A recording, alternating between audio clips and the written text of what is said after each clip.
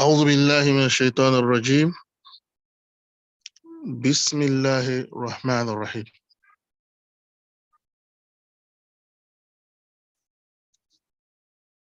الحمد لله والصلاة والسلام على رسول الله وعلى آله وأصحابه وجميع من والاه. I thank God. I glorify His name. I supplicate Allah subhanahu wa ta'ala to send unlimited mercy upon the soul of the noblest Prophet Muhammad sallallahu alayhi wa sallam, his household, his companions, and those who are on his path till the day of accountability. Assalamu alaikum wa rahmatullah wa barakatuh. Wa alaikum salam wa rahmatullahi wa barakatuh. Today I want to attend to a question put forward by one of our brothers here on types of nikah, nikah al-shigar, and then nikah al-tahallul, and then nikah al-mut'a, and other forms of nikah. I will start by some nikah that are forbidden in Islam. There are nikah, types of nikah, but they are now forbidden. Most of them were practiced. Some of them were wrongly practiced. Let me start with nikahul mut'ah. Mut'ah is an Arabic word that means enjoyment. Enjoyment. Nikah is known to everybody. That is coming together of a man and a woman as partners in matrimony and with the intention of starting a family. Now, when we say nikah al-mut'ah, it means nikah of enjoyment. وهو أن يتزوجها لمدة معينة. It is a temporary solemnization of man and woman. ثم بعد ذلك يزول النكاح. For a certain number of months or years. A man will stand proposing to a woman, seeking for her hands in marriage for an expiry date to be known by both parties. I want to marry you for just 2 months that I will stay in the UK.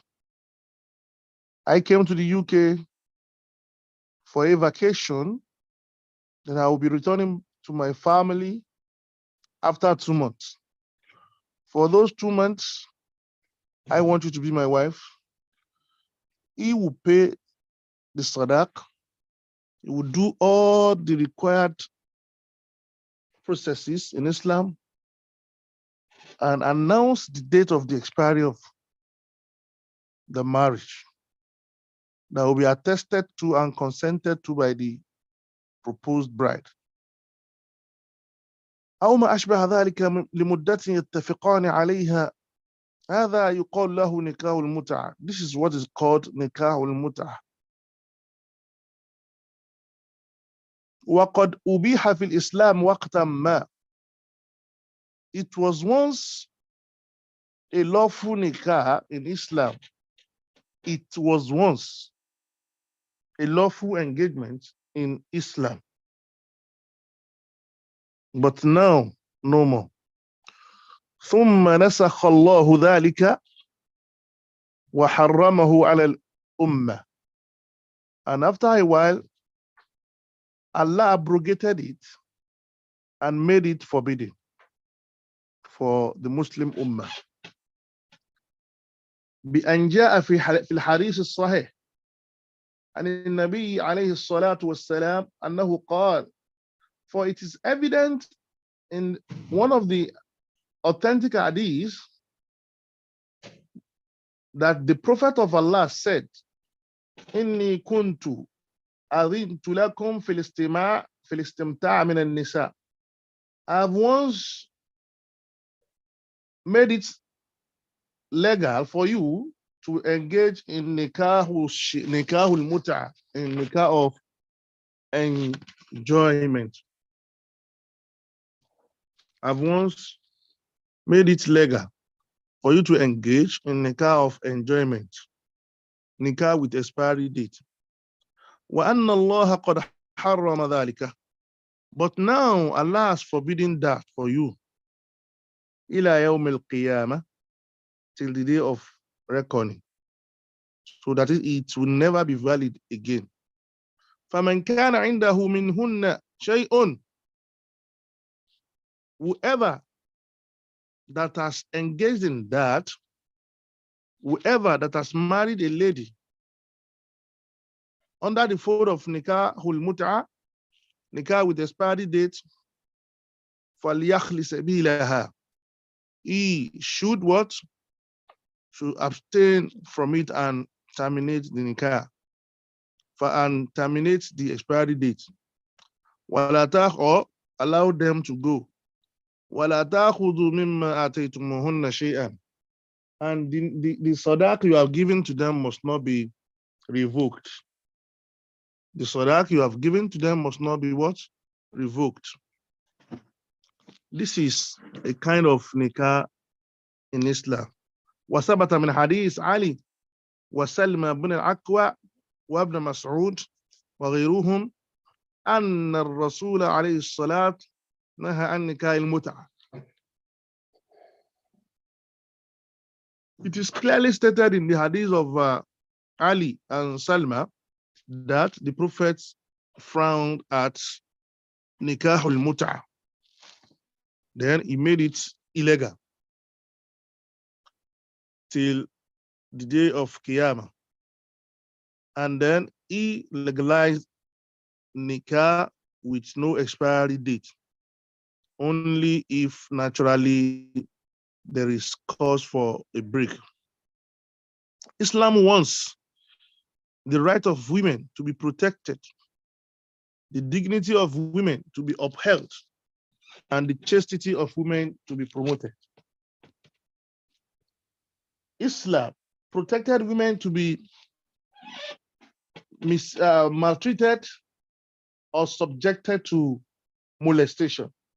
That is why it goes against molesting or playing on their emotional health. So that is why. And a woman in Islam should be taken care of by her husband 100% financially. And if need be, he should also help her in some house chores. And then the prophets made it known clearly, repeatedly announced that nikah al-mut'ah has become a thing of the past. So, and we have recited, we have rendered the hadith where the Prophet said, I've once made it legal for you to engage in it, but now Allah has forbidden it for you till the day of resurrection. And whoever that is in that marriage should should terminate it and should not take anything out of what he has given to the bride. This hadith is found in Bukhari and Muslim. نعم. هذا النص وما جاء في معناه يبين أن هذا النسخ مستمر إلى يوم القيامة. I've explained that. Another type of nikah that is forbidden in Islam is nikahu tahlil. Nikahu what? Nikahu تعليل تحليل. What is نكاح التحليل? هو نكاح يفعله من حرمت عليه زوجته بالطلقة الأخيرة الثالثة. بعض الناس لضعف إيمانه وقلة خوفه من الله عز وجل يتفق مع شخص آخر ليتزوجها، فإذا دخل بها ووطأها فارقها حتى يعود إليها زوجها الأول، وهذا هو النكاح الذي يسمى نكاح التحليل. نكاح التحليل, what is the definition of نكاح التحليل? نكاح التحليل is a type of nikah that is done by a husband who had for 3 times divorced his wife, who had for 3 times divorced his wife. And whoever has divorced his wife for 3 times is has no access to that woman again until the woman marries another man. So in a way to get the woman back, and he had known that he wouldn't have legal access to her again until she's married by another man. That man opened the door for her. That man will now contract another man. He will contract another man outside to marry his divorced wife and mate with her just for once to make his ex-wife lawful for him again. I don't think we get this. Please, I want you to react. We understand, sir. So, he divorced his wife for 3 times, which is the last grace given to him by Islam. After divorcing her for 3 times, no access to her again in Sharia until she is married by another man. Now that he knows that, he will now go and contract a man, an outsider, that please propose to my wife. With the knowledge of the wife, propose to my wife, marry her, mate with her 1 time, then put an end to what? To the marriage.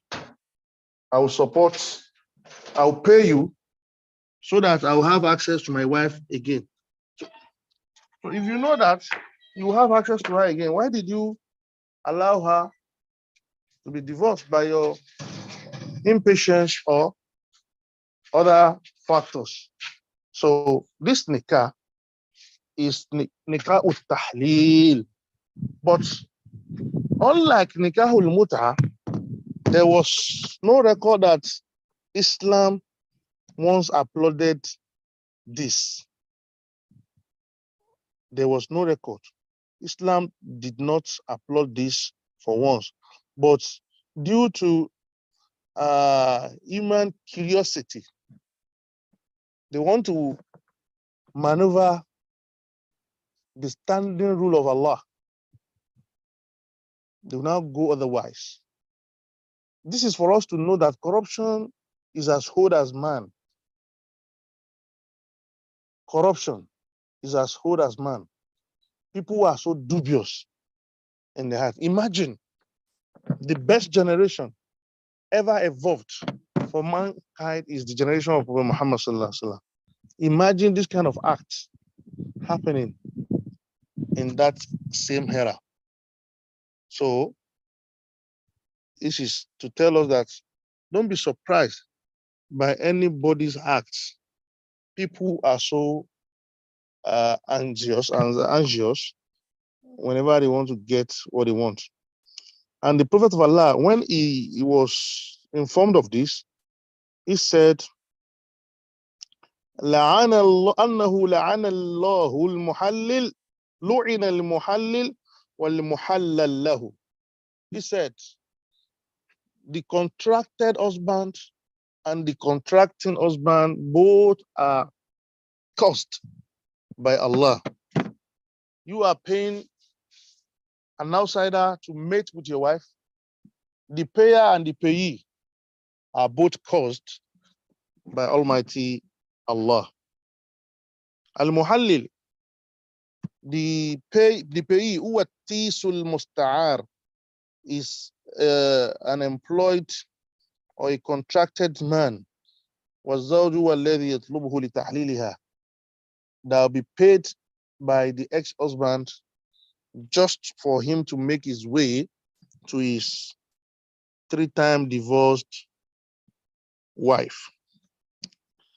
And Allah says in Quran, Surah Al-Baqarah, chapter 230, verse 230, chapter 2, verse 230.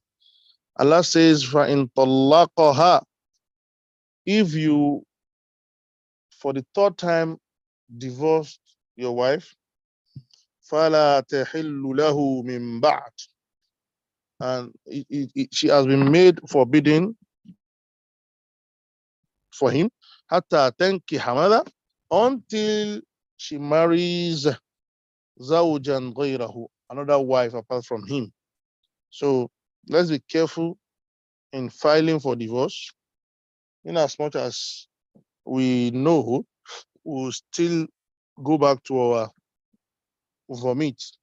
So don't go back to it when you don't vomit when you are still in need of that food. Now, I think, and the scholar says, ثم هذا من أقبح الباطل. This is the peak of corruption. ومن أعظم الفساد, and pinnacle of inhumanity. وهو زان في المعنى. The husband that is contracted has no other name than a fornicator, an adulteress. لأنه ما تزوجها, because he knew that he didn't need to marry, he didn't want to marry her. لتكون زوجة, to make her his wife. But لتعفه, to make he didn't marry her to make her chaste, but to use her and dump her as contracted by the husband to get money and get away with it. ثم يفارقها, and to divorce her, to play on her emotional intelligence, our emotional health, وينتهي منها, and say goodbye. ولا تحل للزوج الأول إذا علم هذا, and for the ex-husband, this is unlawful. فإنه يستحق أن يؤدب, it deserves to be tortured, to be taught lessons. ويعذر بالتعذير البريد, and to be disciplined mercilessly. الذي يردعه أمثاله, and to make him a scapegoat for others who are willing to engage in that corrupt act. Now, and then the contracted husband should be given the punishment of a fornicator or an adulterer, because if he's a married man, he is to be stoned. And if the wife also knows about it, she deserves to be stoned to death. But if the man is not a married man, he deserves to be beaten 100 lashes of cane, 100 stroke. So we should not forget that if we have divorced our wives for the first time, we still have the grace to bring her back without nikah. Then if you do so for the second time, you still have another grace to bring her back without nikah. If you do so for the 3rd time, she needs to go, and she has been made forbidden to you till eternity, except if she's married by another man, and naturally and eventually the marriage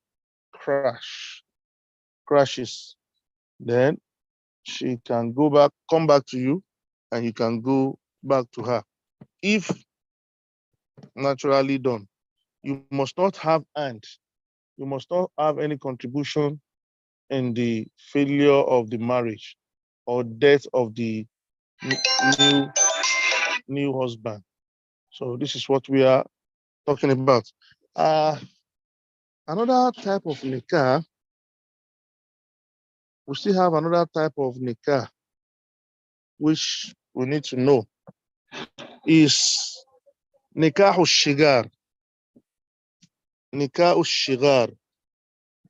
Nikah shigar is a form of nikah, and it is called by some people nikahul badal.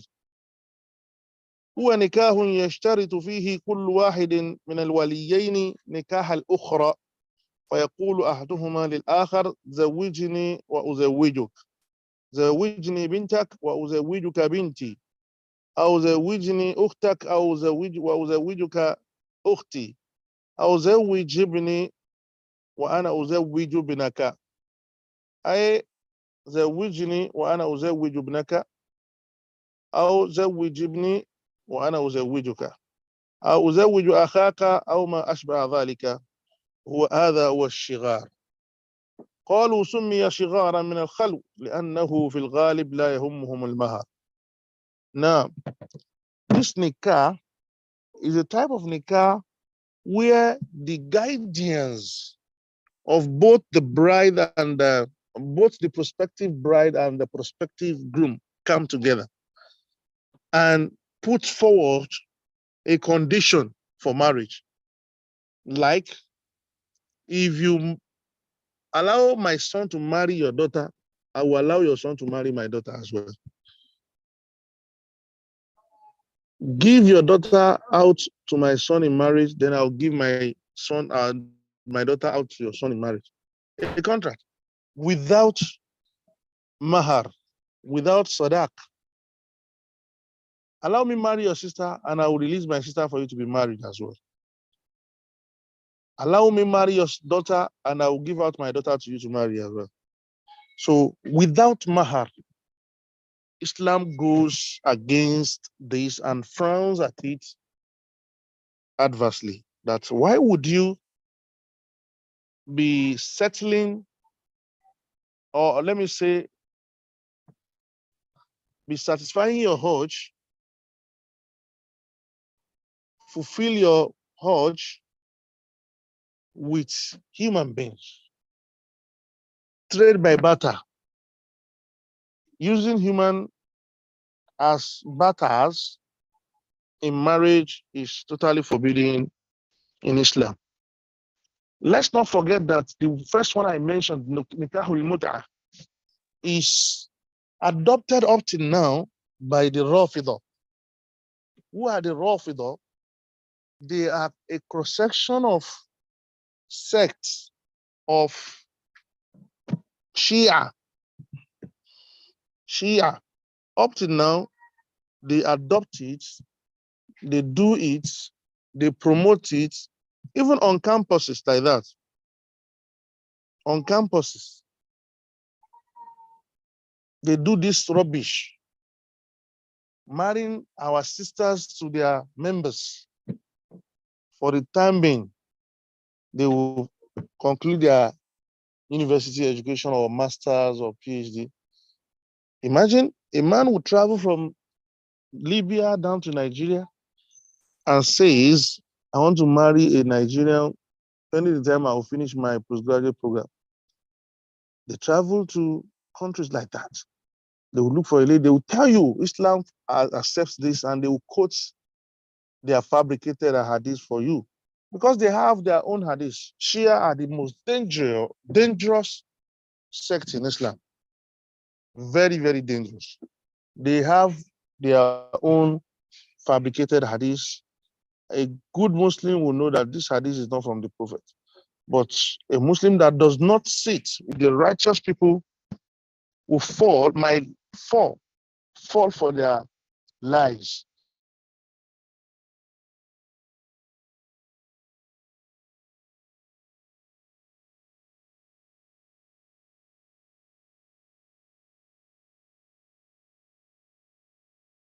Vacations. Now,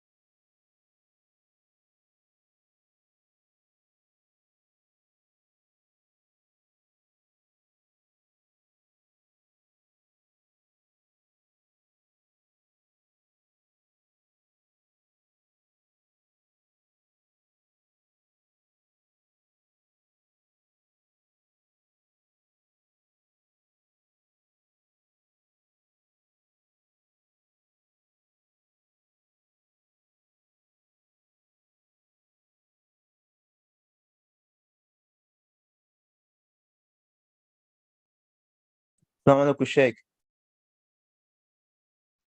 Assalamu alaikum. Wa alaikum salam wa barakatuh. Yeah, we can hear you now. Please go ahead, sir.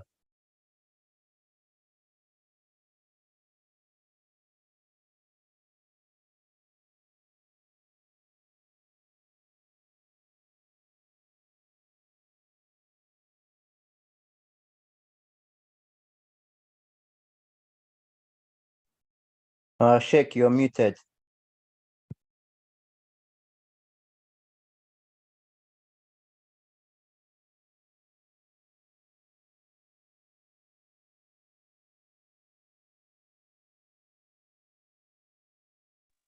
Assalamu alaikum.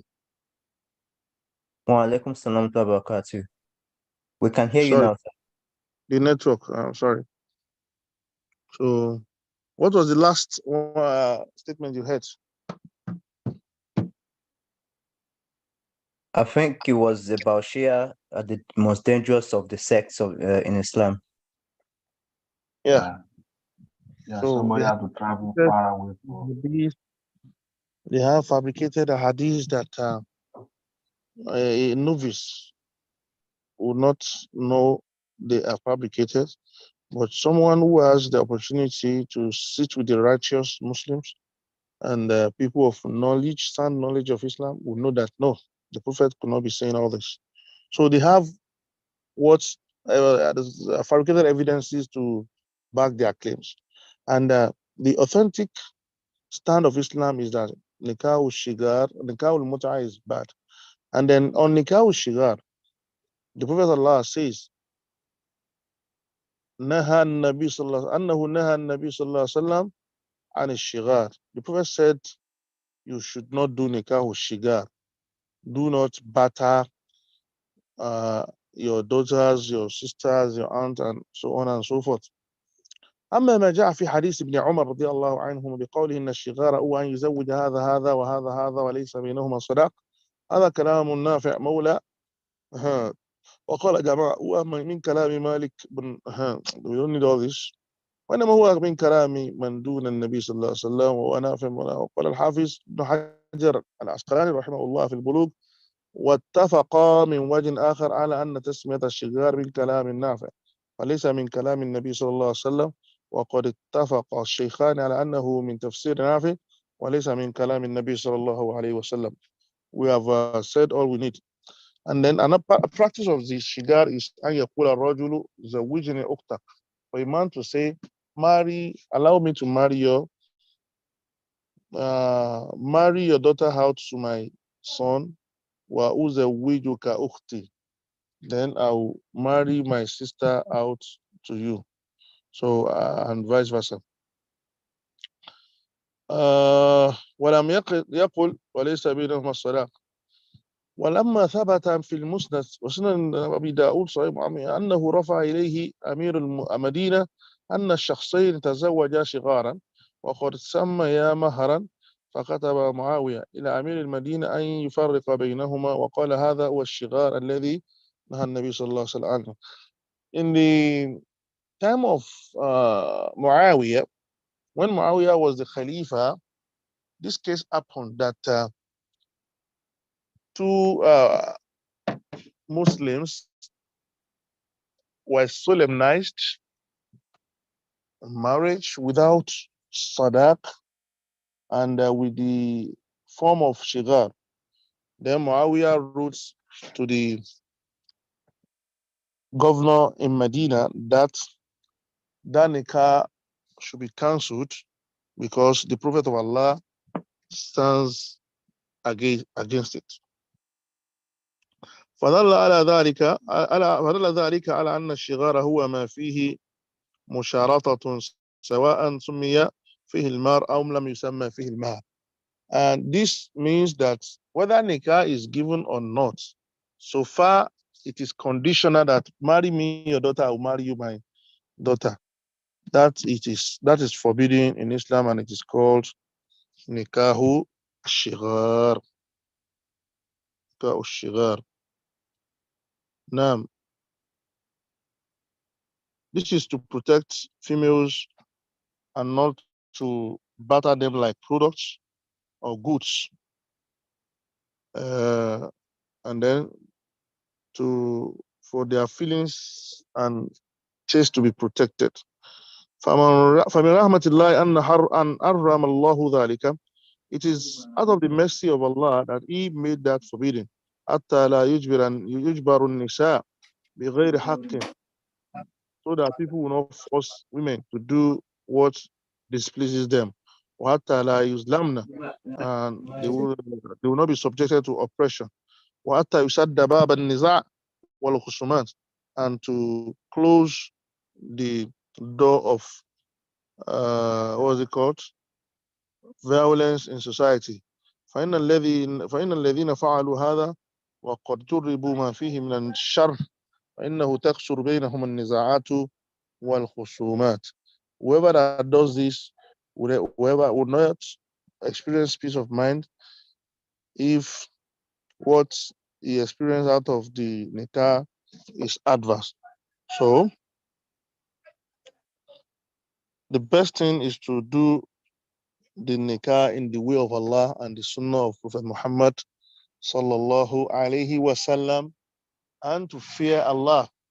In Quran chapter 4, Surah An-Nisa, verse 1, Allah says, Ya ayyuhan nasu taqu rabbakum alladhi khalaqakum min nafsin wahida. O mankind, be cautious of your Lord that created you from a soul, and who created from that soul his wife, and created from both of them men and women. واتقوا الله الذي تساءلون به والأرحام, and be cautious of Allah that you use to beg to plead to yourself, and fear also the family bond. إن الله كان عليكم رقيبا. Allah is overwatching. This means that whenever you want to establish nikah, put one thing forward. What is that? The fear of Allah. Do not go to marry a lady because you want to have a taste of her, and with the plan of after having a taste of her, you will divorce her. This is highly forbidden. It's a grave sin in the sight of Almighty Allah. It is very common in Arewa, in Hausa land. They don't care about women feeling. They will marry a woman because they want to have the knowledge of her. Then after they marry, they don't care of huge amount of money that will go. They will pay and win the heart of the woman. So after an issue or after some months, they will say, Nasa Kiki, I've divorced you. They'll say that 3 times and make it a valid divorce, which is their own understanding. Then they'll marry another woman after some days or months. So this is as a result of subjecting women to humiliation and subjecting them to molestation. So here I would draw the curtain and say thanks for listening. Jazakumullah khair. Jazakumullah khairan, ya Sheikh. Just once again, thank you for tonight for another very beneficial and educative session, I'm sure, for us all. So, brothers, if you have any questions, please do raise your hand or type in the chat box. And Sheikh, I'd like to take you back with the question that we have outstanding. I don't think you've answered it. And I will sort of direct you to go and read the message again. That and I'm not sure, maybe there's another name for that, but they're asking specifically about Nikaah Misyar. And it wasn't just about, there's different, I think there's like 2 or 3 questions in that one message. So if maybe give yourself maybe a few seconds to have a look at it, or I can read it out if you want to answer the question. And we have a hand raised as well. So when you're ready, let me know, sir, so we can proceed, inshallah.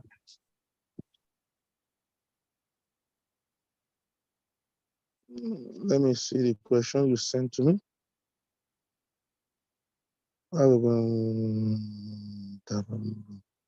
Nikaah Misyar.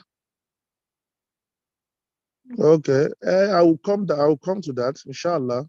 Let's start from the forbidden nikah and go on, inshallah. We'll get to it. Don't worry. Oh, okay. I thought you were gonna, because it's a type of nikah, so I thought you were gonna discuss it now, but that's fine. Yeah, that's fine.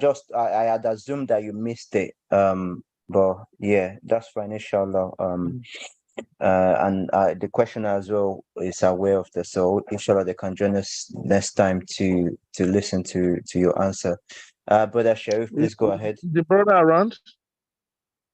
Not tonight. No, not tonight. Yeah. Please go ahead, Brother Sharif. Yeah, assalamu alaikum warahmatullahi wabarakatuh. Yeah, Ustaz, Jazakallah khairan for that insightful lecture. May Allah continue to increase your knowledge and understanding. So my question is regarding the pronouncement of talaq 3 times. Just like you said, the man will not have, it doesn't have the right, after pronouncing talaq 3 times, the man doesn't have any right on the woman again. But I'm just trying to compare this with some of the situations happening in Nigeria that maybe I can't say maybe the level of understanding of Islam of some men in Nigeria, that they normally beat their wife. I mean, there are a lot of domestic violence going in there. So whereby the lady won't even won't leave. Even maybe by mistake or no mistake, the man will have said talak even maybe 5 times or even 6 times, and the woman will still be there. The lady will still be there. Okay, maybe the lady will be scared of maybe if she leaves the man might come after her or something like that. So what can you say about that situation whereby the woman will, after the man will have pronounced the talaq like even 7 times, and the lady is still in that house, still enduring all in the sake that okay, it's because of the children or it's because of the sake of this, that, or something like that. So what will happen? What's the Islamic perspective regarding that? Many people misconcept what makes divorce thrice. It is not by pronouncing. It is not by pronouncement. It is by action. Don't say, "Mo ti kọ̀ ẹ́ kalẹ̀, mo ti kọ̀ ẹ́ kalẹ̀, mo ti kọ̀ ẹ́ kalẹ̀." Bẹ́ẹ̀ kọ́, ó lè máa bínú náà. Don't lè gbé ọ lè 100,000 of times. Bro. You divorce her, she would go and practically observe Iddah before going for 3 months. Under your roof, under your care, under your watch, under your finance. So if you can bear that for 3 months, then she goes. And if she's pregnant and delivers within the waiting period, that nikah, divorce become a thing to stay, to stand. So she wouldn't have to wait for 3 months if she delivers within that 3 months. Yeah.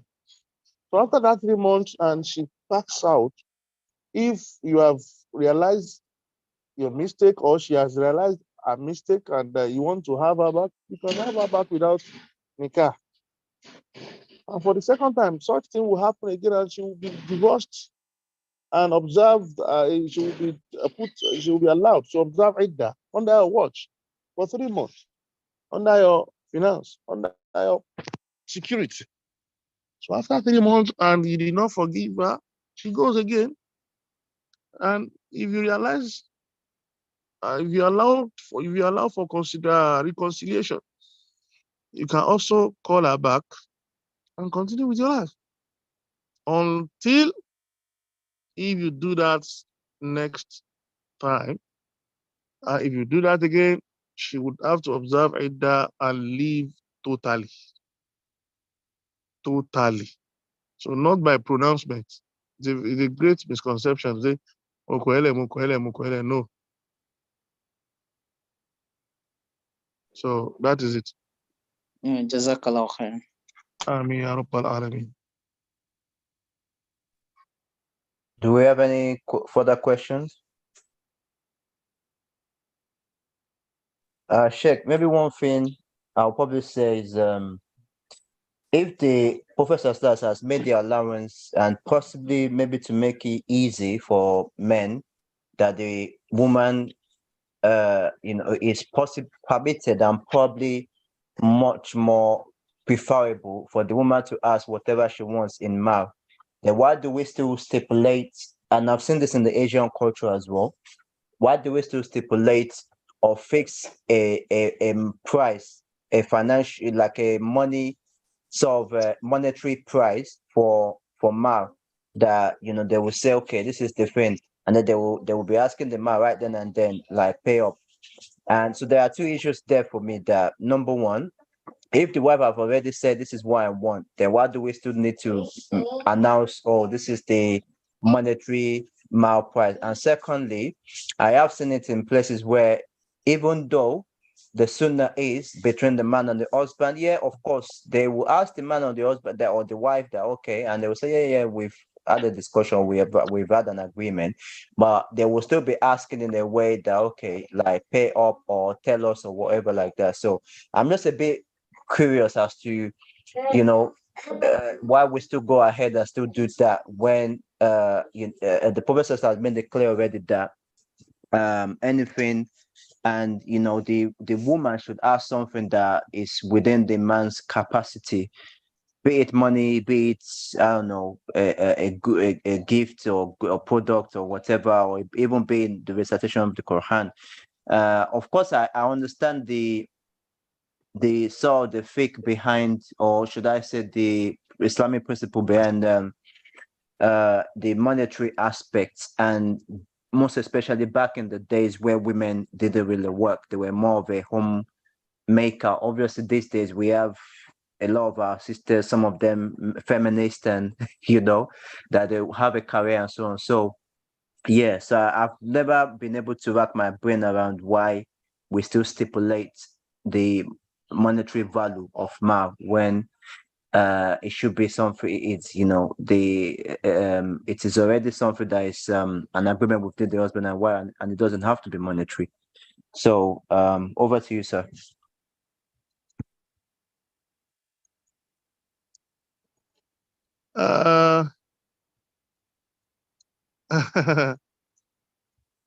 Very simple. It is not stipulated that one thing should be a mahar. Hmm?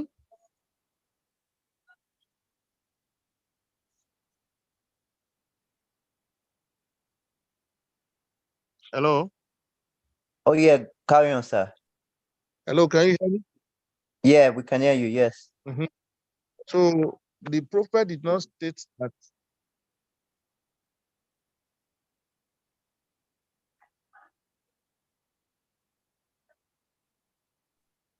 We cannot hear you anymore, sir.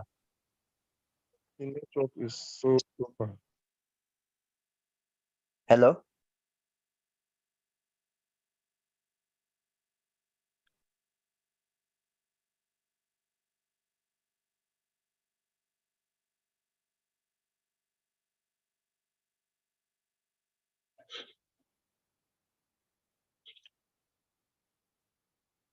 Assalamu alaikum, Sheikh.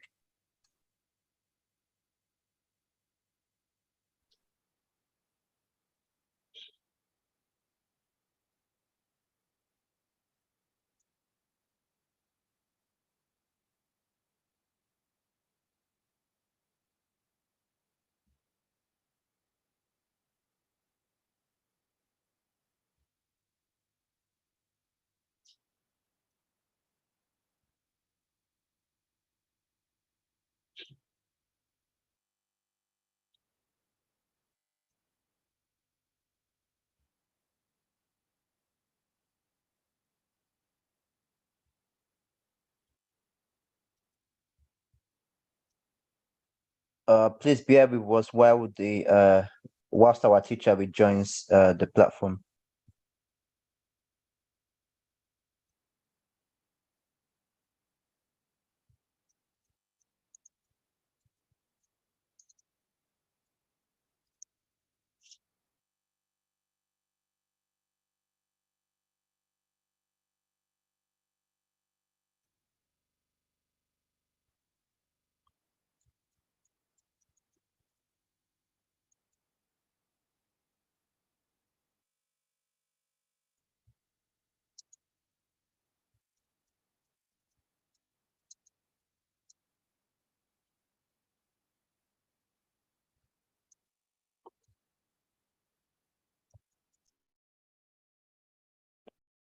Assalamu alaikum, Sheikh.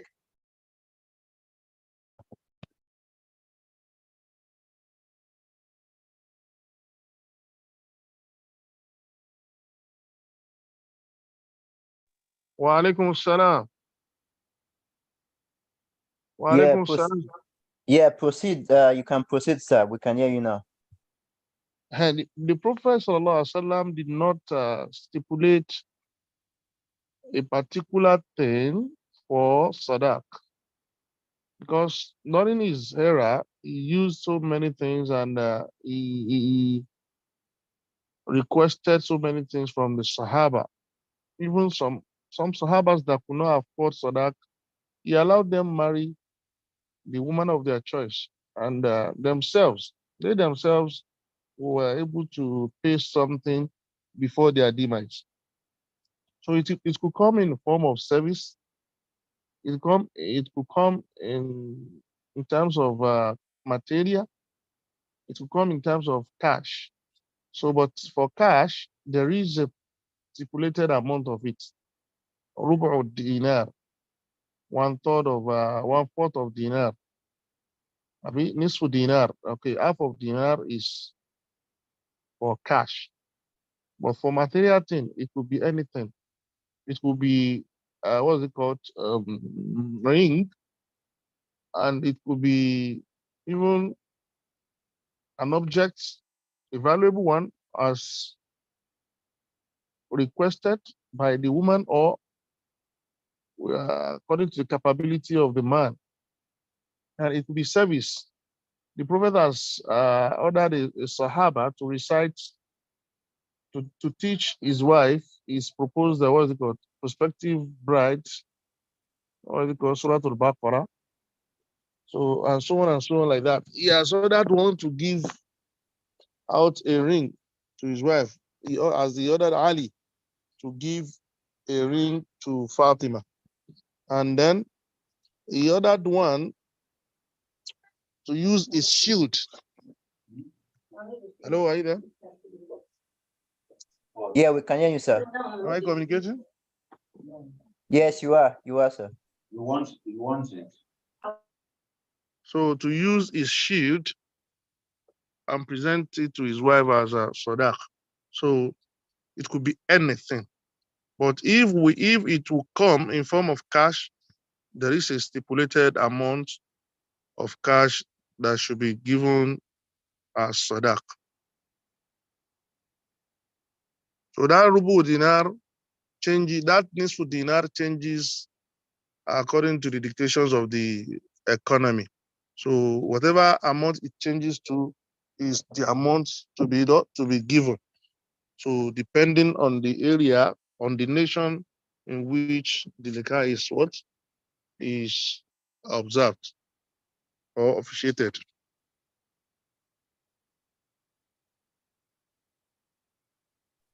I think I've answered it. Yeah, Jazakumullah khairan, Sheikh. Alhaji Ismail, I think you unmuted yourself before. I'm not sure if you wanted to ask a question. Oh, assalamu alaikum wa rahmatullahi wa barakatuh.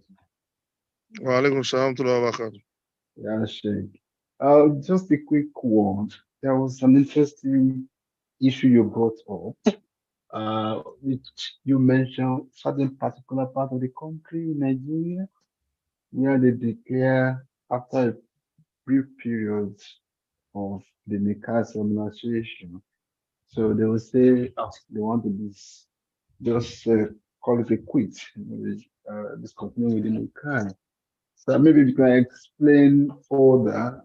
This is very strange to me. Why would somebody go into the car and then just sampling people around?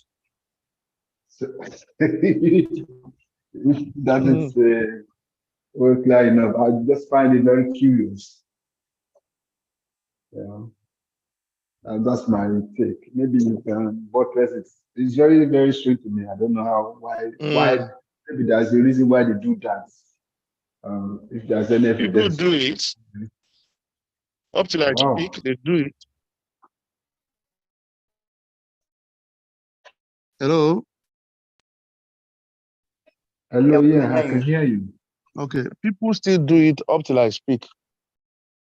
And as we said, Islam allowed it. Hello.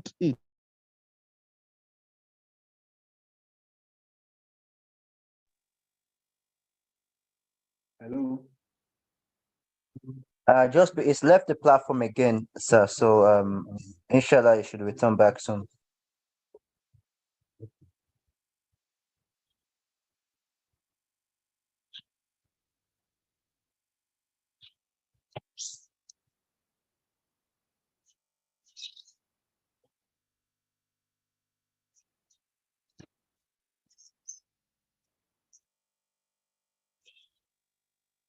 Nice.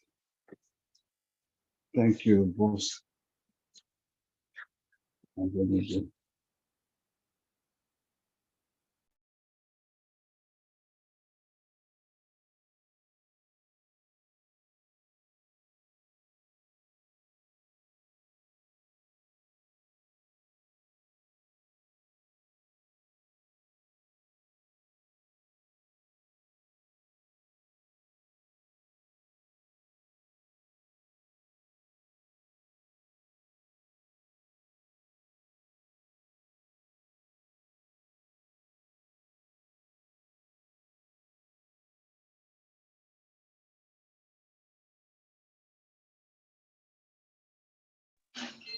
Hello? Subhanallah. Multi-mute, Aramisha. Yeah, Let's we say, can hear you now, sir. We can hear you now. check one right. Ben, sir. Hello, check one. Ben, I'm going, sir. So it happened to soldiers, officers at war who are far away from their homes. So wherever they go to keep peace, they find women to satisfy their urge. Then it happens to people, the contractors who travel around for officiating their contracts outside their base. So they find women or a woman to marry for a certain period of time, and they call it off. The diplomats also do it. People who travel away from their family, who don't love taking their family all around as they are posted. So they look for women, pay them, and use them, live with them as their wives till they return. People are still doing it as I speak, but Islam forbids it right from the time of Prophet Muhammad sallallahu alaihi wasallam. And I even heard confidentially that in Morocco, government pays women and the widows who have lost their husbands. They house them somewhere, they cater for their needs, and they use them as a factor to generate tax or money. Anybody that comes to the country as a worker, as a part-time, or as a, what's it called, temporary worker, and needs a woman, would go to the house and then apply. Then a woman will be given to him. Then he will be enjoying himself in as much as he stays, and the money will be paid into the government coffer. Somebody told me this, that when he was in Morocco around in the 70s and early 80s, this used to happen, but he cannot say of recent time.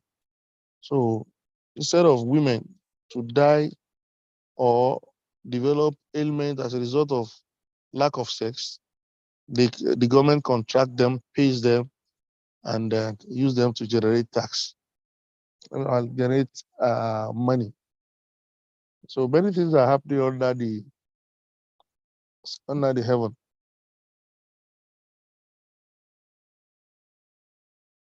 But Islam says it is no more lawful.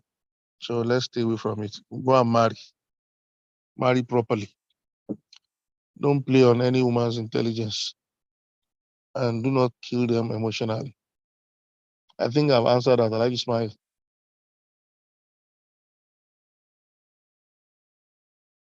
Hello? Oh, I'm muted. Hello. Right. It's well understood now. So I can understand from the point of view of, the professional soldier. So if it's still corruption, people want to be maybe, It's corruption. yeah. So they want to be maybe half smart, half meter smarter than what is prescribed, by the religion. So may Allah continue to guide us aright. Wow, no, man. I mean, Thank you. Thank you for elucidating these facts better. Assalamu alaikum. you're welcome, sir.